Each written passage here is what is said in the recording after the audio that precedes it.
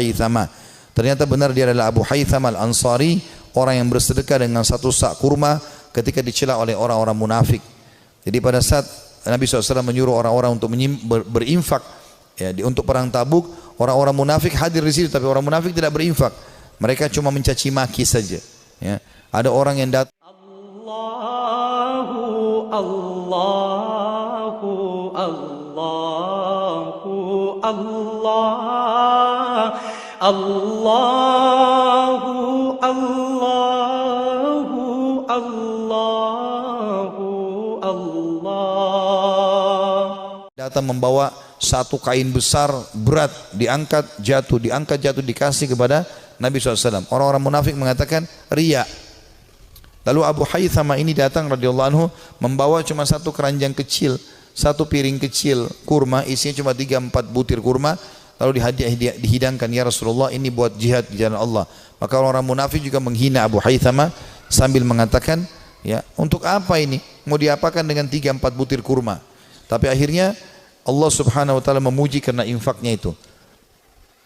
Ka'ab berkata, tak kalah sampai berita kepadaku bahwa Rasulullah SAW telah pulang dari Tabuk, kesedihanku datang lagi. Aku mulai mengingat dusta dan berkata, aku ingin berdusta dan berkata, dengan apa? Aku mengingat dusta dan berkata, dengan apa bisa lolos? Dengan apa aku bisa lolos dari kemurkaan beliau besok? Untuk itu aku meminta bantuan kepada semua orang cerdik pemikiran dari keluargaku. Maka tak kala diberitahu bahwa Rasulullah SAW telah mendekati Madinah, hilanglah dariku segala pikiran yang batil, hingga aku benar-benar mengetahui bahwa aku tidak akan selamat dari beliau dengan apapun selamanya. Maka aku bertekad untuk bersikap jujur kepada beliau. Rasulullah SAW tiba pada keesokan harinya, dan biasanya apabila pulang dari safar, beliau memulai dengan masjid. Dan beliau sholat 2 rakaat, kemudian duduk di hadapan orang-orang. Ketika beliau melakukan demikian, orang-orang yang tidak ikut perang mendatangi beliau untuk menjelaskan uzurnya dan bersumpah kepada beliau. Mereka bersumpah, mereka berjumlah kurang lebih 80 orang yang tidak ikut berperang di perang Tabuk.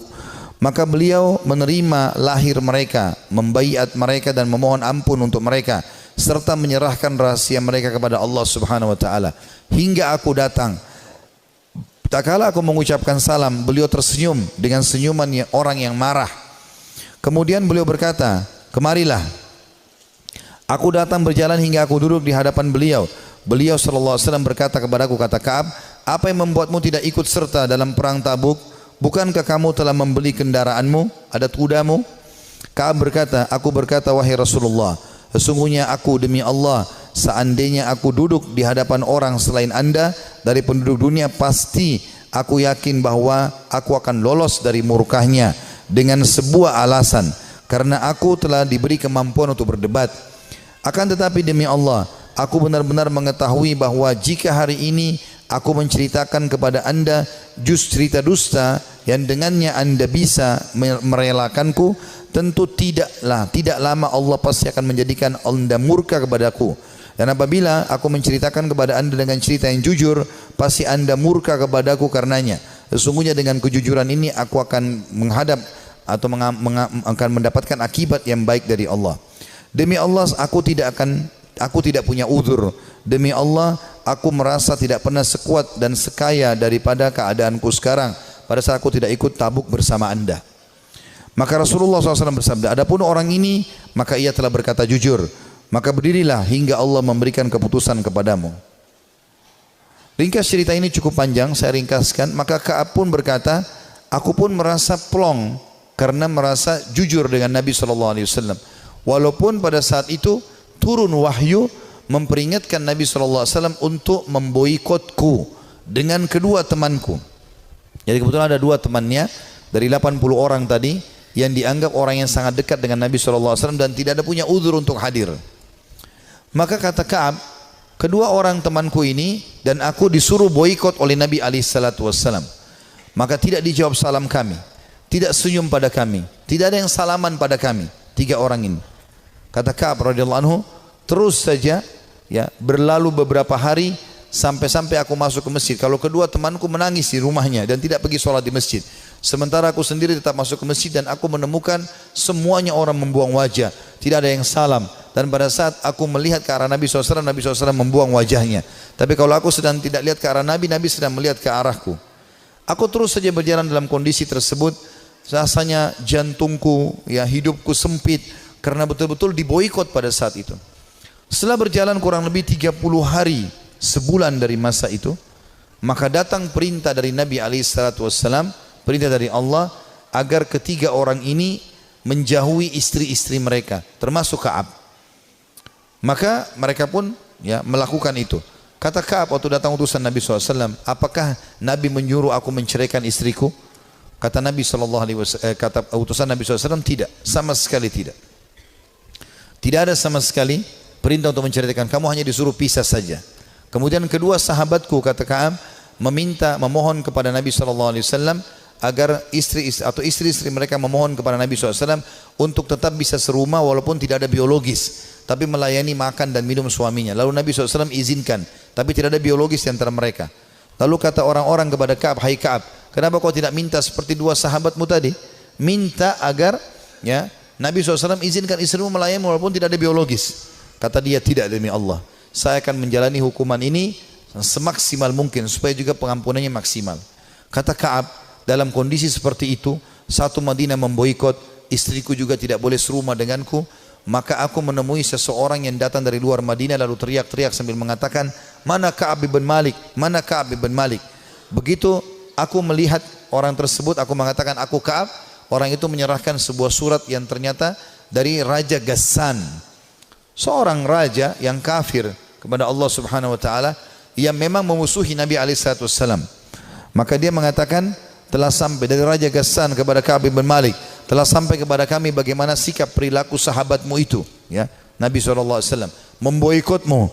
Maka kalau kau datang kepada kami akan muliakan kamu, kami akan berikan kamu kedudukan, ya datanglah kepada kami. Maksudnya disuruh murtad, tinggalkan agama Islam, datang kepada Ghassan.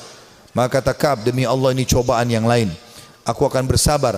Lalu dia membuang dan membakar surat tersebut. Berjalan waktu, kata Ka'ab, saya terus saja datang ke masjid, aku datang ke masjid sholat, dan tetap saya tidak bisa buat apa, dan rasanya dada ini sudah sempit luar biasa. Sampai puncaknya di hari ke-50. Di hari ke-50. Setelah 50 hari kami diboikot, dan aku kebetulan lagi ada di depan rumahku, baru selesai mengerjakan sholat duha, kemudian tiba-tiba turun wahyu kepada Nabi SAW menerima taubat kami bertiga.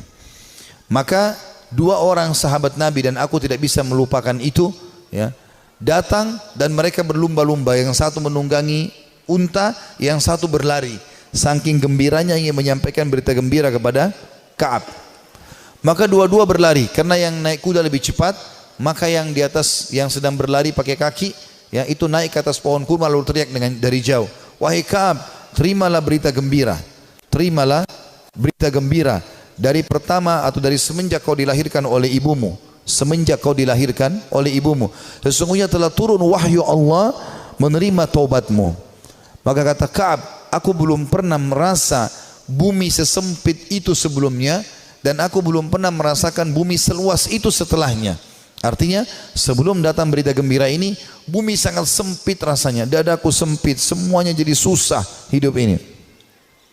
Tapi setelah sampai berita gembira ini, aku pun bahagia ataupun tentram, dan aku merasa luar biasa. Saking gembiranya aku membuka bajuku dan aku memberikan kepada pemberi berita gembira tersebut. Aku pakai baju lain, aku datang kepada Nabi SAW.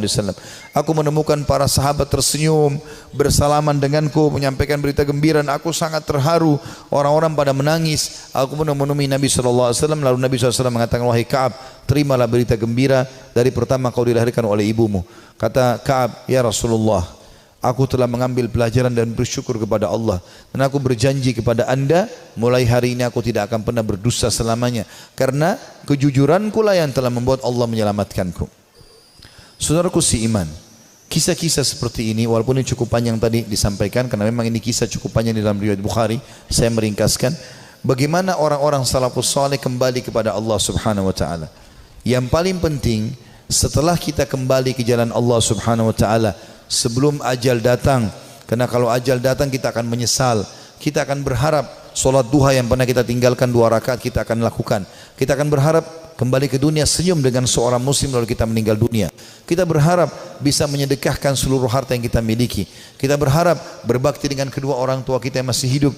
Kita berharap bisa berbuat baik dengan tetangga, dengan masyarakat, dengan siapa saja, karena semua itu akan ada nilai pahala yang di sisi Allah Subhanahu wa taala.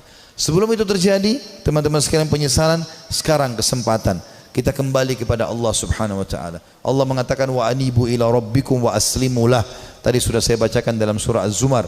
Kembalilah kalian ke jalan Tuhan kalian dan tunduklah kepadanya. Menjadi orang yang baik, orang yang patuh kepada Allah, orang yang saleh dan salehah, mulia. Dia akan makan, dia akan minum, dia akan punya jabatan, dia akan punya harta, dia akan punya pasangan yang baik seperti dia akan punya anak-anak yang baik dan saleh. Allah akan berikan kebahagiaan dan di akhirat dia akan dapatkan juga yang terbaik. Allah janjikan surga yang luas. Dia akan tinggal tunggu ajal datang saja lalu masuk ke surganya. Orang-orang yang fasik, makannya susah, yang hidupnya susah. Begitu juga dengan yang lainnya. Bahkan kalaupun ada di dunia itu adalah sifatnya tadarruj, tahapan siksaan dari Allah Subhanahu wa taala. Firaun juga makan, Namrud juga makan, dan seluruh orang yang Allah binasakan juga makan, tapi malah menjadi tadarruj atau tahapan siksa buat mereka. Mereka makin lalai, akhirnya mereka meninggal dalam keadaan kufur, dan penyesalan abadi selamanya bagi Fir'aun sampai tidak ada waktunya, dan kegembiraan bagi Musa alaihissalam sampai tidak ada waktunya. Ini semua akan kekal. Allahu a'lam. Dan ini yang kita sampaikan teman-teman sekalian, mudah-mudahan bisa diambil manfaatnya. Kalau ada benar dari Allah, kalau ada salah dari saya mohon dimaafkan. Subhanakallahumma bihamdika asyhadu an la ilaha illa anta astaghfiruka wa atubu ilaik.